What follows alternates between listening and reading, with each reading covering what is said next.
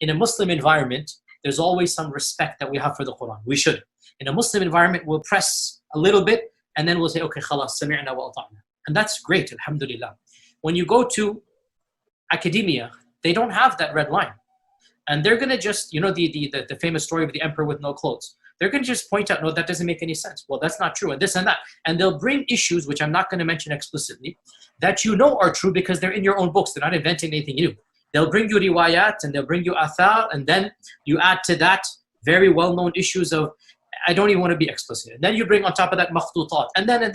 And it's very clear to you and to every single very advanced student and specialist that the standard narrative has holes in it. That's what I'm going to say. The standard narrative does not answer some very pressing questions. These are now well known within the Western Academy, that they're bringing forth issues. Their level of now knowledge is leaps and bounds above what it used to be, 100 years ago. You look at the records of what Abdullah ibn Mas'ud had in his Quran. He had 111 chapters of the Quran. Well, what does today's Quran have? 114. There's 3 chapters in today's Quran that were not included in the number 1 teacher Muhammad picked.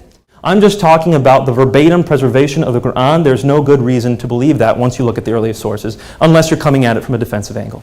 According to Surah 15, verse 9, Allah has guarded the Quran.